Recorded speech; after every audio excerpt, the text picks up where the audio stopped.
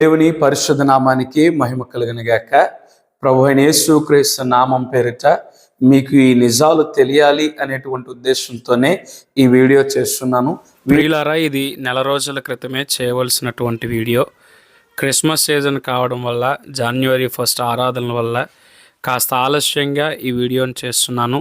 ఈ వీడియోని మీరు పూర్తిగా వీక్షించాలని ప్రభువు పేరట కోరుకుంటూ ఉన్నాను. వీడియోలోనికి వెళ్లే ముందు ఒక చిన్న ప్రార్థన చేసుకుందాం. సర్వోన్నతుడమైన మా తండ్రి, నీ పరిశుద్ధ నామాన్ని బట్టి నీకు వందనాలు, స్తోత్రాలు. అయ్యా, మేము చెరసాలలోనికి వెళ్ళినప్పుడు చెరసాలలో నుండి మేము బయటకు రావడానికి నా ప్రభువ, నీ దూతలైనటువంటి వారికి నువ్వు ఏమి ఆజ్ఞాపించావో, వారు మమ్మల్ని ఎలాగున బయటకు తీసుకుని వచ్చారో నా తండ్రి, ఈ రోజున వాటినన్నింటినీ నేను తెలుసుకున్న వాటి ప్రకారంగా నా తండ్రి ఈ వీడియో ద్వారా నీవు పంపించినటువంటి వారికి కృతజ్ఞతలు నేను చెల్లిస్తూ ఉన్నాను. దేవా, ఈ వీడియోను నా తండ్రి ప్రభువా మీరు జ్ఞాపకం చేసుకునండి.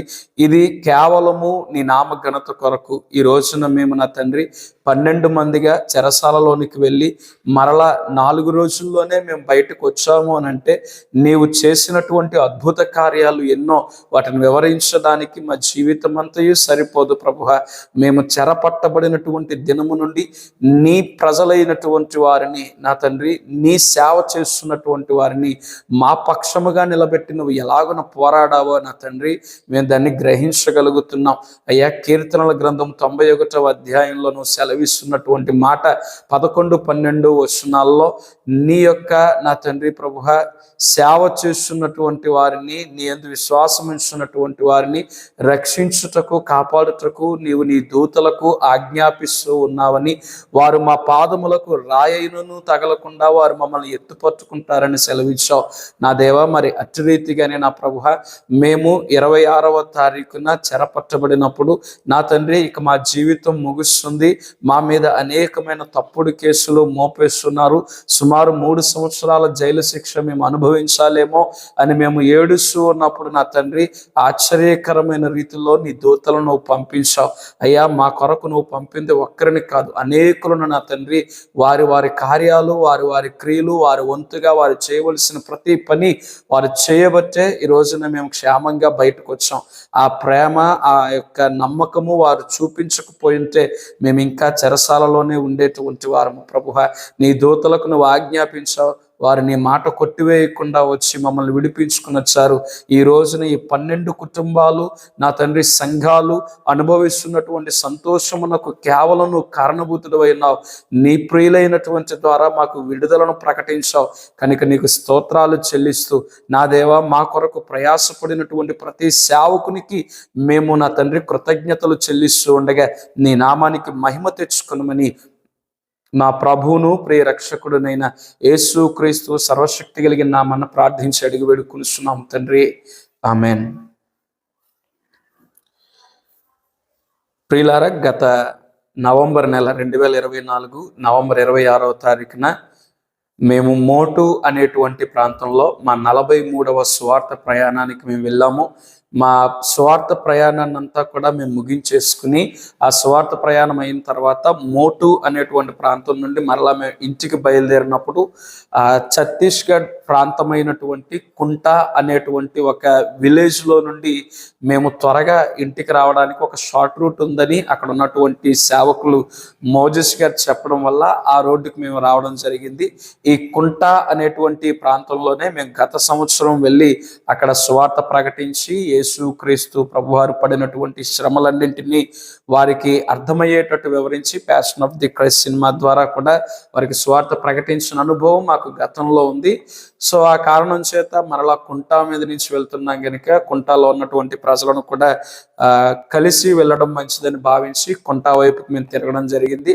అయితే కుంటాలోనికి మేము వచ్చిన తర్వాత అక్కడ ఒక సెంటర్లో ఆగి పాట పాడుతున్నారు మా మామయ్య గారు, కాల్దారి దానియేలు గారు, అలాగనే గోలి వీరబాబు గారని వారిద్దరూ కలిసి అక్కడ పాట పాడుతున్నారు. జరిగింది పాట పాడుతూ దేవుని నామాన్ని గణపరుస్తున్నారు అక్కడ చుట్టూ ఉన్నటువంటి ప్రజల మధ్య. ఇలా గణపరుస్తున్నప్పుడు జరిగినటువంటి విషయం ఏంటనంటే మతోన్మాదులు వచ్చి ఇక్కడ మీరు క్రైస్తవ పాటలు పాడడానికి వీలు లేదు అని చెప్పి వారితో వాదం పెట్టుకున్నారు. అదే సమయంలో అక్కడికి మరొక వ్యక్తి వచ్చారు. ఆ వ్యక్తి రాజకీయంగా చాలా ఎక్కువ పలుకుబడి కలిగినటువంటి వ్యక్తి. ఆ ప్రాంతంలో వచ్చి వెంటనే పాట పాడుతూ ఉన్నటువంటి దానియేల్ మామయ్య గారిని, అప్పటికే వారితో కొంచెం డిస్కషన్ జరుగుతుంది. వెళ్ళిపోవాలనేటువంటి ఉద్దేశంతో ఉన్నటువంటి మమ్మల్ని ఏం చేశారనంటే దానియేల్ గారిని పట్టుకుని ఈ చెంప మీద ఒకటి, ఈ చెంప మీద ఒకటి చాలా గట్టిగా కొట్టడం జరిగింది. అది అయిపోయిన తర్వాత వెంటనే ఆటోలో కూర్చుని ఉన్నాడు మా చిన్నోడు దానియేల్ గారి అబ్బాయి. వాడు ఆటోలోంచి కిందకి దిగి వాడు మాట్లాడుతుంటే వాడిని ఒక 4 దెబ్బలు చాలా గట్టిగా కొట్టారు, చాలా బలంగా కొట్టారు. ఈ కొట్టే సమయానికి నేను అక్కడే ఉన్నాను, ఇలాగ వైట్ అండ్ వైట్లోనే నేను ఉన్నాను. అయితే ఇదిగో వీళ్ళ పాస్టర్ గారు అని చెప్పి నన్ను కూడా దబ్బలంతో, పొడవాటి సూదుల్లో ఉంటాయి కదా, అలాంటి దబ్బలంతో పొడవబోతే వెంటనే మా కుర్రలు జంగం లావరాజు మరి కొందరు ఎవరి పిల్లలు వీళ్ళందరూ ఏం చేశారంటే దాన్ని అడ్డుకోవడం జరిగింది. ఈ లోపల అక్కడికి పోలీసులు రావడం, పోలీసులు వచ్చి మమ్మల్ని ఇంటికి వెళ్ళిపోండి అని అంటుంటే మమ్మల్ని కొట్టినటువంటి ఈ నాయకులు ఉన్నారు కదండి, వీళ్ళు పోలీసులతోనే గొడవ పడి వాళ్ళను కొంచెం దుర్భాషలాడి వీళ్ళని ఎలా పంపుతావు, నువ్వు వీళ్ళని ఖచ్చితంగా జైలుకి తీసుకుని వెళ్తావా వెళ్ళవా అని వాళ్ళ మీద చాలా ఒత్తిడి తీసుకుని వచ్చారు. ఈ రాజకీయ నాయకులు చేసే ఒత్తిడిని తట్టుకోలేక మమ్మల్ని స్టేషన్కి తీసుకుని వెళ్ళారు. ఇదంతా ఎప్పుడు జరిగిందనంటే 26వ తారీఖు సాయంత్రం 5:30 గంటలకు ఇవన్నీ జరిగాయి.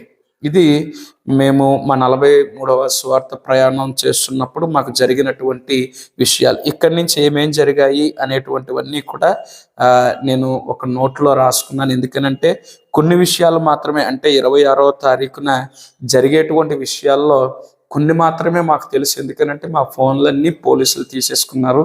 తర్వాత ఏం జరుగుతుందో మాకు తెలియదు. మేము బయటకు వచ్చిన తర్వాత అసలు ఏమేం జరిగింది, ఈ 4 రోజులు ఏం జరిగింది అనేటువంటి విషయాన్ని అన్నింటినీ కూడా ఏ ఒక్క విషయాన్ని మర్చిపోకుండా మా కోసం ప్రయాసపడిన ఏ పాస్టర్ గారిని మేము విడిచిపెట్టకుండా అందరి గురించి మేము తెలుసుకున్నాం. కీర్తనల గ్రంథం 91వ అధ్యాయము 11, 12 వచనాల్లో నీ మార్గములన్నింటిలోనూ నిన్ను కాపాడుటకు ఆయన నిన్ను గూర్చి తన దూతలకు ఆజ్ఞాపించును. నీ పాదములకు రాయి తగలకుండా వారు నిన్ను తమ చేతుల మీద ఎత్తి పట్టుకుందురు. ఈ మాట హృదయపూర్వకంగా మా జీవితంలో జరిగింది అని చెప్పడానికి నేను ఏమాత్రం కూడా సంకోచించట్లేదు. ఎందుకనంటే మేము సువార్త విషయంలో అరెస్ట్ అయినప్పుడు దేవుని యొక్క ప్రణాళిక ఎంత ఆశ్చర్యంగా ఉంటుందో మాకు కల్లారా మేము చూడగలిగాము. మేము సంతోషిస్తున్నాం ఆ విషయాన్ని బట్టి.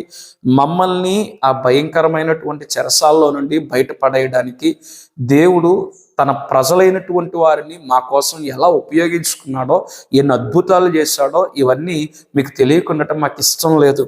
ఎందుకనంటే ఇదంతా దేవుని ప్రణాళిక. దేవుని ప్రణాళికలో చాలా మంది భక్తులు వాడబడ్డారు. వారందరూ మా కోసం స్వచ్ఛందంగా పనిచేశారు. మమ్మల్ని బయటకు తీసుకుని రావడానికి దేవుడు అద్భుత కార్యాలే చేశాడు. అవన్నీ మీకు తెలియాలి అనేటువంటి ఉద్దేశంతోనే ఈ వీడియో చేయడం జరుగుతుంది.